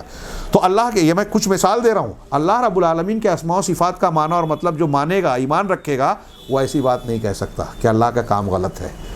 اللہ سے بدگمانی کر ہی نہیں سکتا۔ تو بچنے کے طریقہ کیا ہے کہ اللہ کے اسماء و صفات کو جانے، اس کی حکمت و تعریف کے اسباب کو پہچانے کہ کیوں اللہ کی ہم تعریف کرتے ہیں، اس لیے کہ ساری خوبیوں کا مالک ہے، سارے عیب سے پاک ہے۔ پس جو عقل مند شخص اپنی بھلائی چاہتا ہے، ہم میں سے جو شخص اپنے آپ کی بھلائی چاہتا ہے، اسے چاہیے کہ مذکورہ امور یعنی یہاں جو بیان کیے گئے امور کا خیال رکھے اور اللہ تعالیٰ کے حضور اپنی بدگمانی اور بدظنی کی معذرت پیش کر کے توبہ و استغفار کرے۔ جو تم نے کہہ دیا، سوچ لیا، ماضی ہو گیا، فوراً توبہ کرنی چاہیے۔ اگر آپ غور کریں تو پتہ چلے گا، یہ آخری بات کہہ رہے ہیں علامہ ابن قیم، اور یہی بات آج کے موجودہ حالات میں جو لوگ اس قسم کا تبصرہ کرتے ہیں ان کے لیے نتیجہ ہے کہ اگر آپ غور کریں تو پتہ چلے گا کہ اکثر لوگ تقدیر کے شاکی، تقدیر پر شکوہ شکایت کرنے والے اور راہ اعتدال سے ہٹے ہوئے ہیں۔ اکثر لوگ وہ تقدیر کا شکوہ کرتے نظر آتے ہیں کہ فلاں کام یوں ہونا چاہیے تھا اور فلاں یوں۔ یہ بہت عام ہے۔ علامہ ابن قیم کہہ رہے ہیں کہ اکثر لوگ مسلمانوں میں بھی ایسے ہیں، ہم اور آپ بھی کہہ دیتے ہیں ارے یہ ایسا نہیں، ایسا ہونا چاہیے تھا۔ کبھی کبھی ایسا کہتے ہوئے ہم غور نہیں کرتے کہ جس چیز پر ہم تبصرہ کر رہے ہیں وہ اللہ کا کام ہے، اور آپ اللہ کے کام کے بارے میں کہہ رہے ہیں کہ ایسا نہیں، ایسا ہونا چاہیے تھا، ابھی بارش نہیں ہونی تھی، ارے میں ہی ملا تھا کیا، میرے گھر میں ایسا اتنا وہ ہوگا، مسلمانوں ہی پر اتنی آفت مصیبت پریشانی کیوں آتی ہے، یہ ایسا نہیں ہونا تھا، یہ ایسا ہونا تھا۔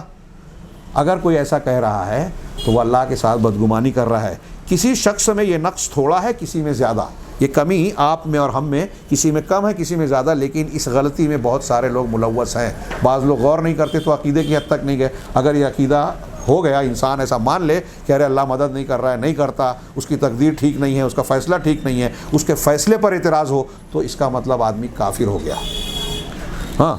آپ بھی اپنا جائزہ لیں۔ علامہ ابن قیم کہہ رہے ہیں کہ آپ خود بھی، جتنے لوگ سن رہے ہیں جائزہ لیں، جتنے لوگ پڑھ رہے ہیں ان کی عبارت، آپ کی کیا صورتحال ہے؟ آپ کہیں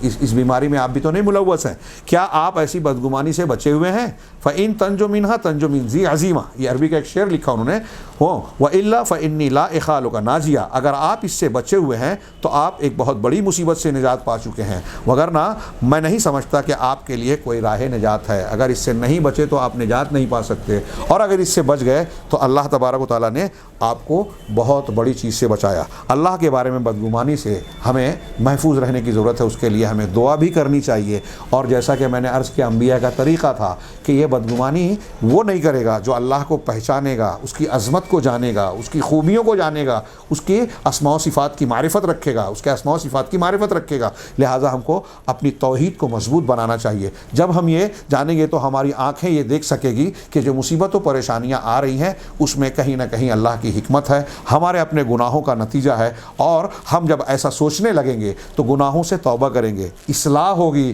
اور جب اصلاح ہوگی تو اللہ کی رحمت آئے گی اور دشمن اپنے کیفر کردار کو پہنچیں گے۔ لہٰذا جو لوگ یہ سوچتے ہیں کہ ہمیں اپنے دشمنوں کے ساتھ یہ کرنا چاہیے، یہ کرنا چاہیے، یہ کرنا چاہیے، تو آپ یقین رکھیے کہ کوئی ہتھیار اور دوسری چیزیں آپ کے لیے اتنا کارگر نہیں ہیں جتنا آپ کی توبہ استغفار اور اللہ تبارک و تعالیٰ سے دعا اور ان کے حق میں بد دعا ہے۔ اللہ رب العالمین سے دعا ہے کہ وہ ہمیں صحیح دین کو سمجھنے، اس کے تقاضوں پر عمل پیرا ہونے کی توفیق عطا فرمائے، اور ہمیں ہر قسم کی بدعقیدگی اور اللہ تعالیٰ سے بدگمانی کی جو وبا چل رہی ہے اس سے ہمیں اور مسلمانوں کو محفوظ رکھے، اور مسلمان چاہے وہ فلسطین میں ہوں، شام میں ہوں یا کہیں بھی کسی علاقے میں جو ظلم و زیادتیاں اور ظلم و ستم سہ رہے ہیں، پروردگار ان کے حالات کو درست فرما دے، انہیں ظلم کے اور پریشانیوں کے حالات سے نکالے، انہیں اس بات کی توفیق دے کہ جس بنیاد پر ان کو مظالم کا سامنا کرنا پڑ رہا ہے، اگر وہ